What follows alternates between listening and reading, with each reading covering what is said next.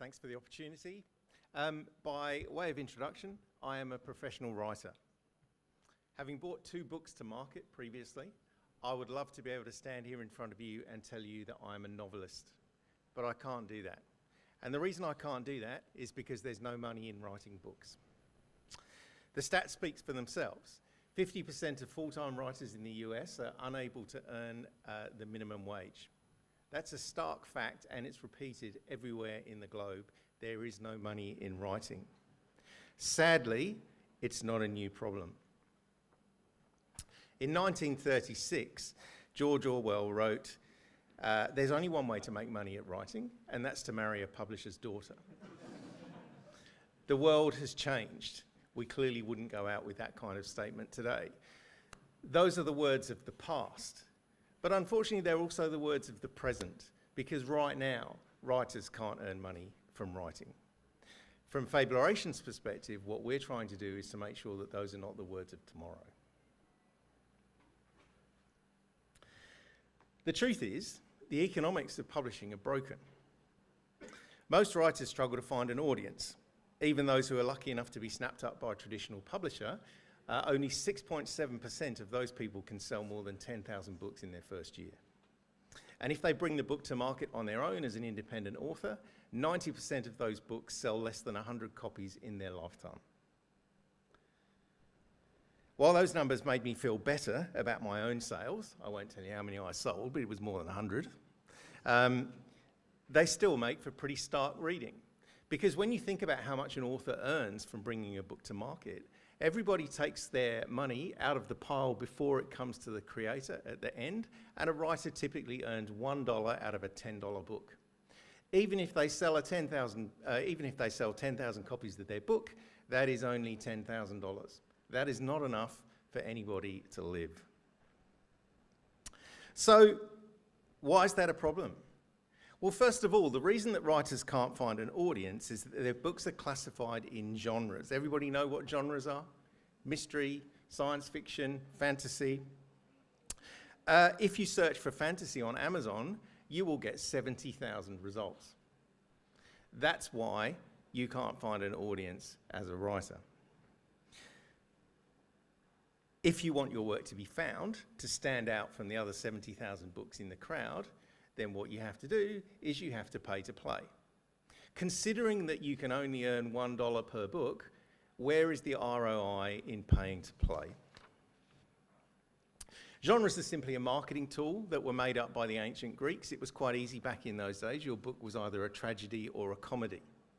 These days, there are 144 genres and subgenres, and there are 500,000 books published each year, at least 500,000 fiction books published each year.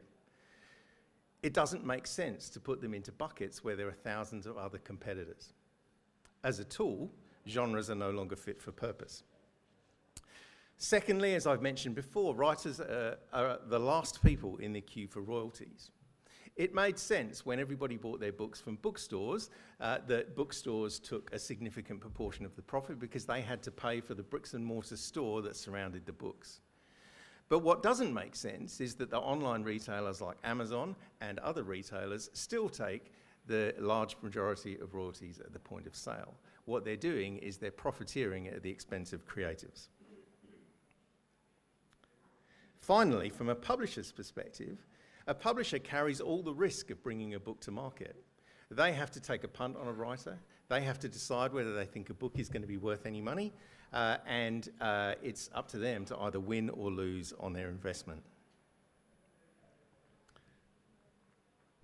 In today's world, there's no such thing as discovering anything. Everything we are fed in our reels is the subject of an algorithm, and those are profit-driven and run by corporations. A reader rarely comes across... Oh, this is confused, sorry. There's a whole load of stuff going on the screen here. A reader rarely comes across a new book accidentally. What they do is they stumble across a book. Hopefully they don't fall over a book, if we take it our previous presenter. If they stumble across a book, the reason they stumble across it is because somebody paid to have it put in front of them.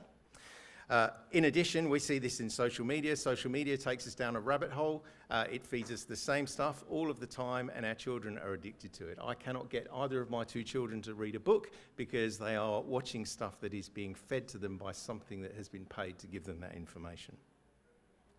Their perspectives, our perspectives, and our time are being stolen by corporations. Fableration is the solution. Sorry, turn the page too quickly. Fableration is the solution. It's a decentralized publishing platform that dismantles the brokenomics of publishing and builds a faster, fairer, and freer creative economy. The fairness comes from our approach to royalties.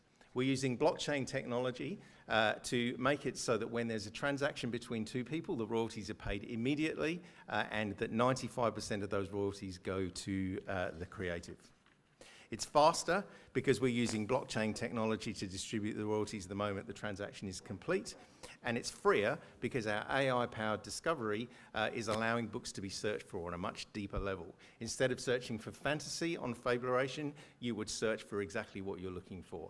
I want to read books about university students who were studying AI and then mysteriously disappeared when they were captured by UFOs. Why can't you search for that for a book? And if a book matches it, it will come back on our platform. It's creator-led because it's decentralized and not for profit.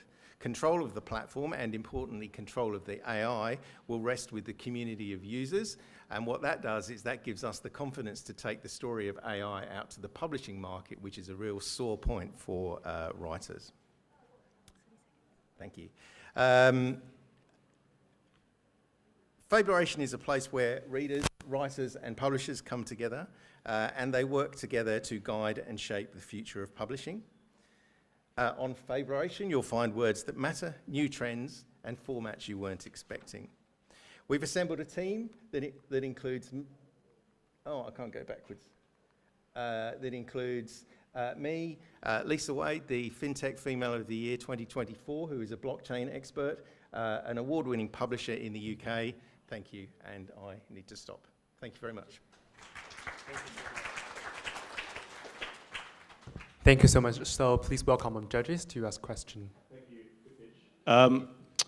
I have a clarification question before I get to my main question. So the problem here is that attention is not distributed fairly to smaller publishers?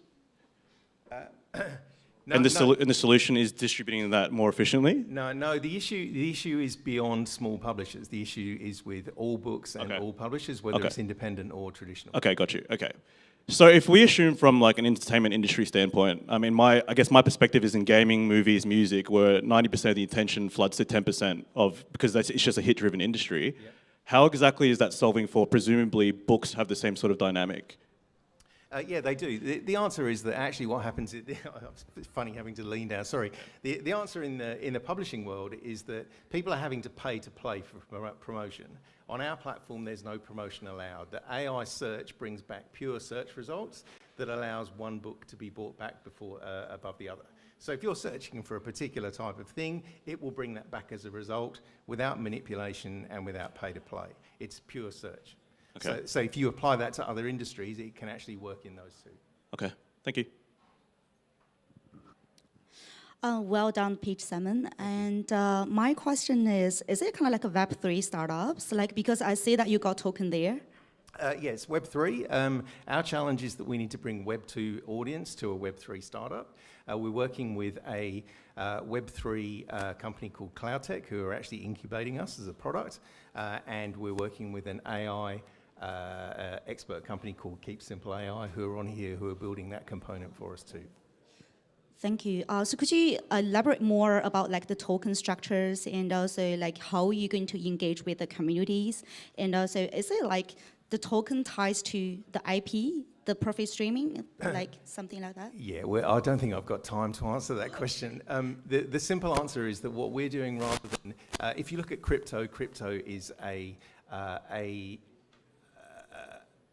token without a particular value. It's just in the market. What we're saying with ours is that every word has a value, which is almost a real word asset in that effect.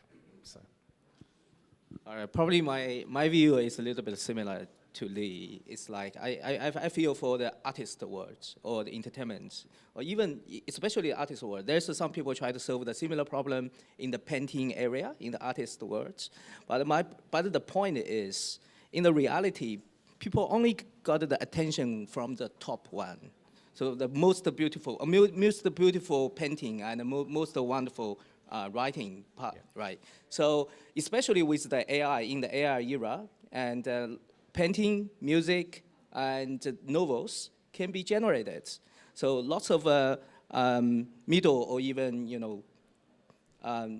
lower level like writer will be disappear, will diminished. So I'm not so sure whether this is a real problem to solve or you understand something. Yeah, we're actually trying to solve that problem. So the issue is that writers, it's difficult to know as a reader whether a writer is any good or not because we actually don't get to find their books. So as a reader, it should be up to us to make our minds up as what is good writing and what isn't. And currently we're not being given the opportunity because other books are pay to play ahead of us, even though they're not very good. How many of you here have bought a book that you've paid $15, $20 for and actually didn't think it was any good? I'm sure that everyone has had that experience. And the issue is the market's subjective and it chases profit. And what we're trying to say is, well, no, you as a reader deserve the opportunity to be able to make your own mind up as to whether a book's good or not. And you can only do that if you can find it. Thanks, Simon. Great pitch. I think what you're describing here is really like a network-driven business, which are really beautiful things, very powerful business models once they get to scale. But there's obviously a big valley to cross there before you get to that kind of scale. What are some of the, let's say you kind of build the infrastructure for this. What are some of the immediate steps you'd take in the near term to sort of build up both the volume of publishers or kind of writers and then also kind of consumers, buyers on the other side? Yeah, sure. Our first task is to 30 seconds. Thanks. Our first task is to raise money to take our beta product into an MVP, which is what we're currently trying to do. Our next task is to build content, put content on our platform. We've currently got 6 publishing partners who are going to give us their content. We then need to go out and get more publishing partners to have that content. And then once we've got enough content, we believe that we'll have the ability to then go out and start attracting a readership. Yep. Nice. Time is up. Great. Thank you. So much. Thanks. Okay, so thank you so much. Next, we are going to move to Team 5. Welcome Job Ping and welcome our presenter Lightman. Welcome. You want to use the microphone or this one? Okay. So how do I? This is the next page. This is the last one. Okay. Thank you. Okay. Hi, I'm Lightman Wang, and I'm the co-founder of